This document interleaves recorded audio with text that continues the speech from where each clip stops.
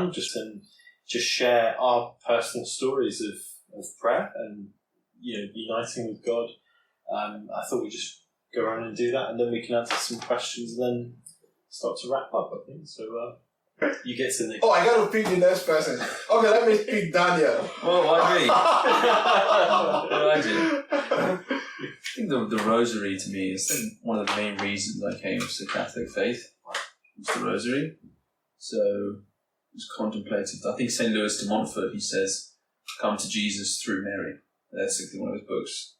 So having her as the intercessor and kind of viewing his life through her brought me closer to Jesus than I ever could imagine, because that was initially what brought me close to Christ, and then in recent time I'm feeling more of a connect with Christ directly, but I think it's all because of our Blessed Mother. So that's been a big part of it, and daily rosary it's just so powerful. Keeps me from sinning, keeps me from builds connection. We all pray it together normally most evenings, and I've had friends that have come to also to the Catholic faith because of the rosary. So I've had Protestant friends of mine say, we're not taught about these things, and it develops a deeper connection. And they've fallen in love with the Catholic faith because of the rosary. So that's been amazing. But again, I'm very early on. You guys have more insight. This is the only real prayer that I've been devoted to and dedicated to. So that's what I know about. But that's apart from that, that's and praying in Latin too is good. Latin, they say the demons, they hate Latin. So that's why when I do in Latin, it feels more powerful. And just for some context for our viewers, you're a catechumen, is that right? Yeah, I'll say. That's awesome. It's just amazing to see, how God steps into people's lives, just so directly and with such richness as well. The rosary, for me, it was And so, how did you come to faith, and was there an experience that there's experiences in prayer, with the rosary and stuff, certain mysteries? The miracles of the Catholic Church. So it's too many to ignore. Marian apparitions are an absolutely huge one. The amount of them that we've had in the church, the amount of saints talking about the rosary, the miracles that I've seen, and the miracles that we've seen as friends in the group about the power of the rosary, power of prayer in general, especially when you're in a congregation of people. Whenever we pray normally together, always prayers get answered. Always, every time. There's always somebody in the group that's like, oh yeah, my prayers were answered, the other day, thank you. So all of us in group, they get answered. And over time, I think, like you said, maybe it is the honeymoon phase, because a lot of us, it's strange, because there's a new generation of Catholics. We're seeing this in our group. New generation of people coming to Catholic Church that are so dedicated, they're on fire. For God and for the Catholic Church. So they're a big part of this movement that's coming in, because we'll speak with people that are struggling in their faith. That maybe they're lukewarm, they're having a hard time. We're kind of leading by example and saying, look, really start attending Mass again, go regularly, pray your rosary, read the Church Fathers, read the patristics, read the Lives of the Saints, and then they say, oh wow, thank you. And all of these things together, they see the fullness of them. My friend, she's Protestant, becoming Catholic now, and she says, the Catholic Church, it's like having the fullness of Jesus Christ. Of course, Christ is present everywhere and always, but the Catholic Church is where you get everything. The sacraments, the tradition, all of it, it's given to you. And she said that's where it feels like the most full, where she sometimes feels other places she can't get that. So, the rosary. Awesome. It's a good superpower. Just to say, one of the things also in relation to the interior life, St. John of Cross spoke about, this may be particular for those who are, with a fresh start and a fresh zeal. Those who are just, she wrote something about beginners in prayer, that there will come a time that they will face, the zeal is there in the beginning. Wait for the cross, wait for the dark night. He did say that. Yes, for those who beginners, one of the things that they will experience as a result of that, except so many things, but I'm just emphasizing that they will have to face the times where they will deal with all these things are believed. So God is taking them from consolation to faith. Yeah. You might know from God revealed this to me, I experienced this, but there'll be a time where you might even begin to doubt those experiences, and only faith can take you across. Yeah. Then it comes out a lot stronger. Yeah. It's like you get to pick the next person. Well, how do I know? Okay, so for me, I was Anglican before I became Catholic a year ago. And for me, I think growing up, I had a lot of distractions from prayer, and distractions in the sense of I tended to be a very sorrowful person and be I'd look inwards and become very sorrowful all the time. And so my prayer life became about asking God to relieve my sorrows and talking about my sorrows to God a lot and complaining just again and again a lot. And those distractions seemed to grow bigger over time. And it seemed that no matter how much I prayed, I was still lost in this sorrowful sort of mentality. It's interesting you mentioned distractions, actually, because that was the biggest obstacle, I think, in prayer and coming to God. But yeah, it's not all doom and gloom, because I went to a Catholic cathedral for the first time, just a little bit over a year ago, and as soon as I knelt down in the sanctuary, my sorrows just ceased immediately, and it was just gone. And that was my first experience of Christ's presence in the Catholic Church, and it woke me up to what Catholicism is, and how Christ works in that, and so as a result, I came to Catholicism, and my prayer life changed. Praying the rosary was a different experience for me. At first, I had reservations about praying to Mary, and it was difficult for me at first. But over time, I think it was a very personal journey where I really came to learn who Mary is for Christ, and who she is for me as well, how she can be my mother, and so she became a mother to me through my prayers, and also also with the Mass. The Mass was a huge aspect in my prayer life, understanding that we can ask for the intercession of prayers from Mary, from the saints. And that was really powerful for me. I just had faith in that, and became more and more used to asking for intercession of prayers as I carried on praying. Even one time, I was very ill and feeling just very sick during the day, and I just remembered my late grandmother, who was Catholic herself. And for some reason, I just thought, let me ask her for her intercession.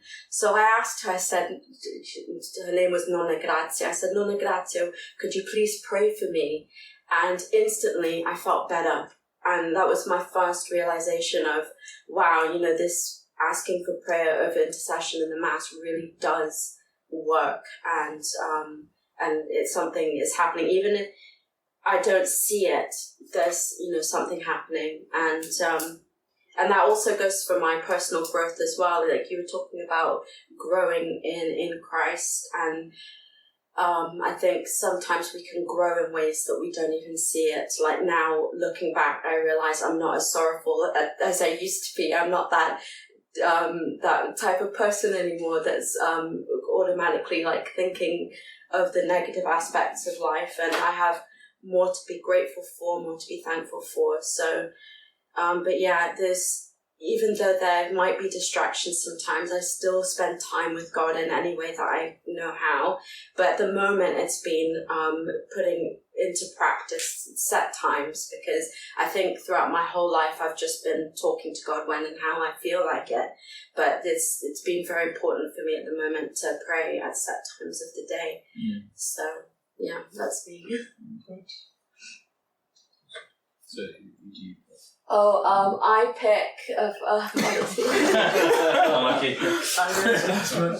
No, not unlucky. You know what? For me, another thing we can take away from this, God, you can see various experiences of prayer. My experience, much more unlike Jerome's, we're in the same university, and even though we didn't know each other in school, when we joined the Carmelites, or at the process of joining the Carmelites, we got to know each other. But I was like very lively, the jokester. I used to do stand-up comedy in school then, and things like that. But coming to Carmelite, that was the experience for each person can be different. I used to joke, I used to tell them, you have to learn how to be noisy, and I have to learn how to be quiet. And that's what spirituality is all. Everybody, there's a balance, like what the Lord calls you to, each person to is different. I have to learn how to or the Carmelite order helped me to appreciate the silence, the quietness, the quiet prayer and things like that. And so that itself, it's something. Then talking about I had what they call it, is it reversion? What do they call it? I was born Catholic. Reversion. Yeah. I left the faith at some time when I was in university. I didn't leave the faith to become an atheist. I became a Protestant. Because in that area where our school was, there were lots of Protestant groups. Yeah. I wasn't practicing before then, but that whole process of leaving the church was everything that started my journey into becoming a Carmelite today. Because I started asking myself questions. Why do we do this? And I began to read the scriptures more and began to have a deeper conviction about the truth of the Catholic faith itself.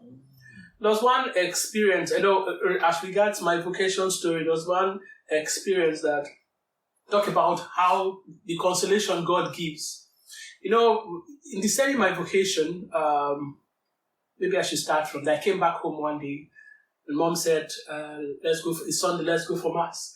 And I said, I'm not going, I'm not a Catholic. And she was like, look, I'm no theologian. I think you should go speak with the parish priest about any difficulty. Yeah. So I went obediently and spoke with him. Then we talked. Then he gave me some books and some movies about the Catholic faith. In those days it was VHS, not CDs. Yeah. One of them was A Call to Serve. It was by one American Franciscan, I think it was John Bertolucci. He was talking about, it was his 20th anniversary, and he was talking about how it is that there are many places where people need masses, but they don't have priests. And I was sitting there watching that in our parlor, and that was the first time it ever struck me that this is what God is asking you to do. Just sitting there in the parlor, something deep down, this is what God is asking you to do. And that's how my vocation started. And I knew I was in university then, perhaps in my second year or so, and I had to so how was I going to tell my parents this, So I took courage and told my dad, how was he going to take it? I didn't really know. But he asked me to, and he prayed with me. I would later discover that he himself had wanted to be a priest, but his father would not agree. He was from my grandparents were Muslims. Wow. So my dad and my mom from their families were the first Christians, more or less. So anyway, that just to cut that story short. So later on, my dad would be telling my mom, I said, look, your son, because it's hard to speak, your son is thinking about becoming a priest. Is he not the one who said he's not a Catholic? And it was that short. It was that short between that time and this. Wow. Something else I wanted to say, and when you have a vocation, you believe you have a vocation, that God is calling you to the priesthood or so, you are sure, but there are doubts along the road. So there are times of some days say, this time, are you sure this is what God is asking from me? I had some two friends a guy and a girl, we used to pray together in the parish. We used to pray together. We're always, one day we asked ourselves, what is God asking from us? You know, of course, both of them say, I feel that God is calling us to marriage. And I feel God is calling me to be a priest. And today, both of them are married. And I'm a priest today. But anyway, but when I said that story, one day I said, today you are sure, tomorrow you are not sure. But this particular day, I became totally convinced that I was not called. Maybe before it was like this and this. But on this particular day, I was convinced, Lord, you did not call me. This is not the thing. When was that? This was probably around 1995, 1996. Wow. Around that time. But I was totally convinced, Lord, you didn't call me. That day I felt ill. I was, we get malaria a lot in the tropics. So I was having malaria and fever that day. So my friends came that same morning, and before they left, he said, can we pray with you before we go? Because we do that, we're in the Catholic prayer ministry. So he prayed, and when he prayed, there was something he said that stayed with me even after he finished, while he was praying. He said, Lord, reveal the meaning of this sickness to him. That stuck with me. He said that he did not even remember, but that struck with me. So he left. After he left, I went to the house, I tried to eat. I was, when you have fever, sometimes you have hallucinations. So the tables are turning in your eyes, and so I went to lie down on the bed. My mom came with the towel, to ease the fever. They put cold water on your head, and there was a Bible. And I said, Mom, can you help me bring the Bible? And she brought it, and I opened the Bible randomly, and just like the words on this, it was as if the words from the book came out and stood before me. And the word of the Lord came to Theophilus a second time. Go to Nineveh and proclaim the gospel. That was, Wow. And that after I saw that, I got up. I just told my mom, I went to eat. From that day, I never really doubted that I was called. Yeah. From that experience of, I would later read one book by Bridget McKenna. Her sister Bridget McKenna. It says, she narrated that same experience. That struck me. That's the same thing I read. This thing happened to me, and she narrated. She had that same experience of as if the word came out of the book and said something to her, just like that. So that really struck me when I read. Wow. So I say all this not for any other reason, but see, God reaches out to us in different ways. God is always reaching out to us, and so for young people, there's meaning in life. Life has a purpose, and God has a purpose for each and every one of us. And it's important to strive to open yourself to discover for what reason God put you here on the earth, and not to lose hope.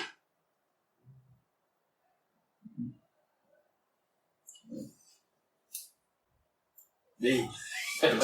Well, I think just reflecting on it, I think it's interesting. The more you live in the faith, you start to remember things better from your past and stuff, and see it in a different way. And I remember, first coming to the faith, I would very much think about what I believed in, and I still do to a vast extent. But it's just funny listening to this, reflecting on that personal relationship with God, that friendship. Some of my first memories when I was 4, really young, and I remember it was Christmas Eve, and it wasn't snowing, and I was like, oh, how can it not snow on Christmas Eve? This doesn't make any sense. And I said, right. I went to the window and I prayed. It's like, God, this is not right. It's not snowing. Can you please make it snow? And immediately just came blizzard with snow. I remember remembering that, and I think I had this quite a sweet relationship with God.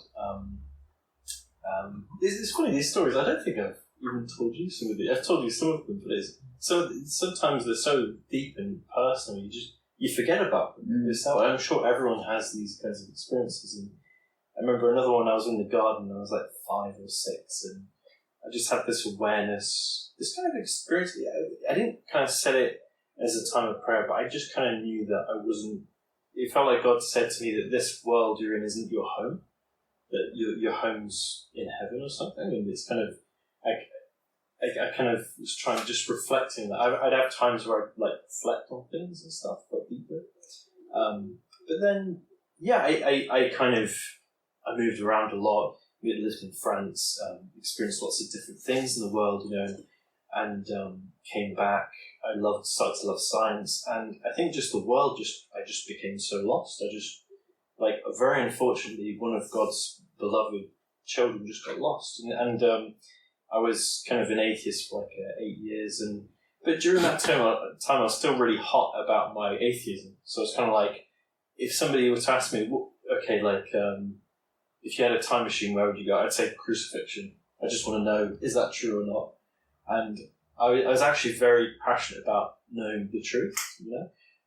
But I think I had this sadness where I kind of just accepted it wasn't true. Like, it just couldn't be true. So I didn't hate the faith. I said I'd be a Christian if it was true, but I just was sad. I just believed it wasn't true. So I guess deep down I was thinking, oh, he wasn't really there, you know, when he touched me in a deep way when I was younger. But then he came as the Good Shepherd, and I had this experience where I said, Lord, my conversion is because of a prayer, which is quite interesting. I just said, Lord, I know I won't like the truth, but just show me what it is I need to know. And he just changed my desires. I think he gave me a virtue of maybe diligence with the truth, and more of a humility, like, just because it wasn't my opinion, you know. And I started to realise that I didn't know very much, you know, and quite quickly, you know, came to believe in the resurrection. And then the parable of the lost lamb was the parable where Jesus really converted me. And I think since then, just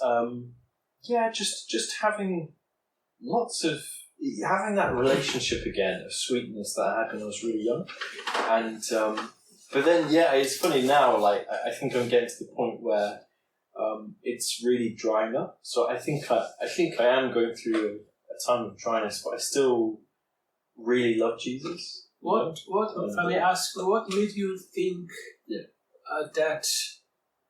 Because this could be helpful for other young people. What was it behind the idea that Christianity wasn't real? What led you to that?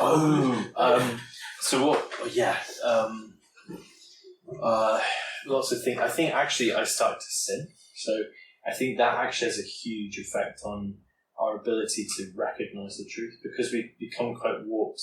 We start to mistake what we want to be true with what the truth is. And we start to conveniently avoid things that would challenge it. But I wasn't fully aware of that. But then it was also the four horsemen, the call of the apocalypse of atheists like Richard Dawkins, Sam Harris, Daniel Dennett, Christopher Hitchens.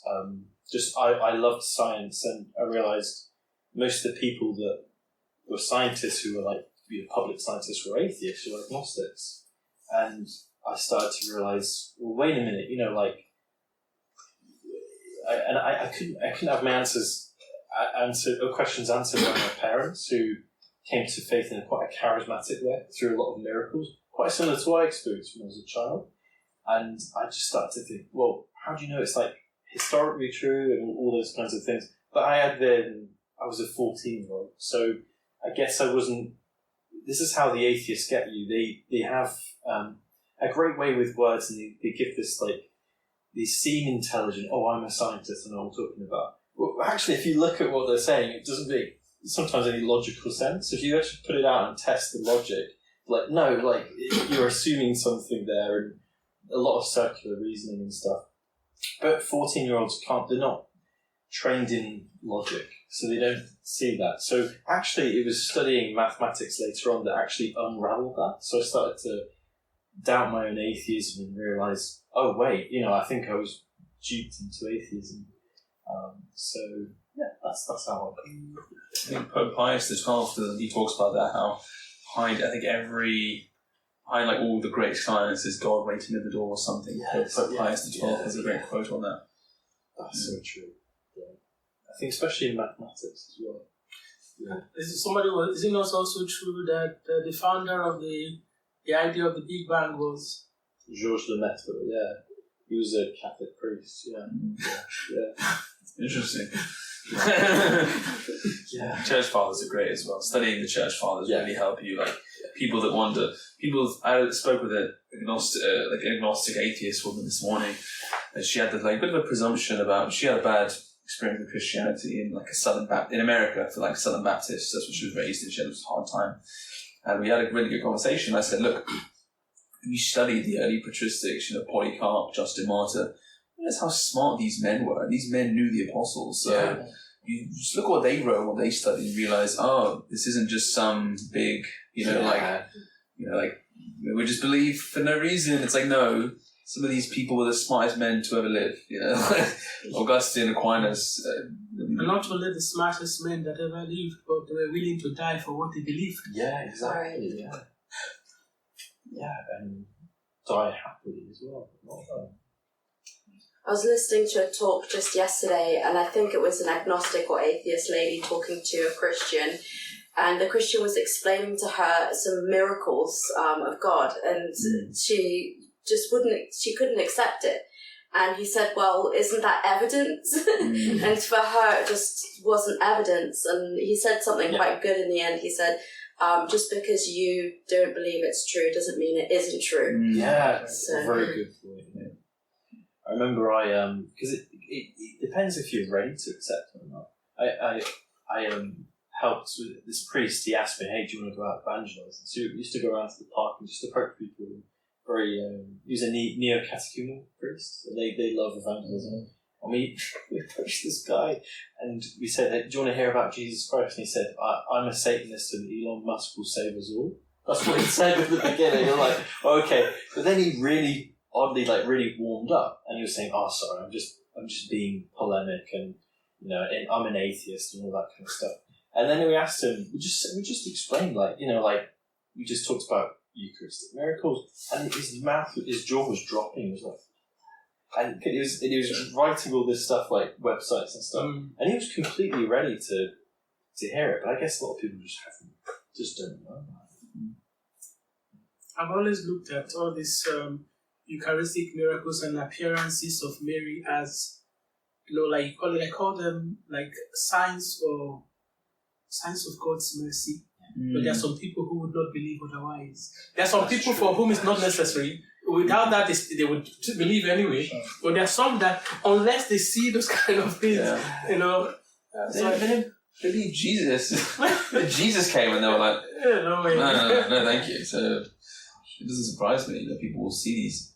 Our Lady of Zaytun, a recent miracle, the Coptic Church. She was there for over a period of years, for several weeks. Hundreds, thousands converted, especially Muslims at the time. Well, when I read the Old Testament and see the Israelites being pulled out of Egypt, the way God did with the pillar of fire and all of this, I wonder how the people around him didn't go, okay, I'm going to go over there with that. Yeah, why would you do that? Yeah. That's a great mystery, isn't it? Why do people do that?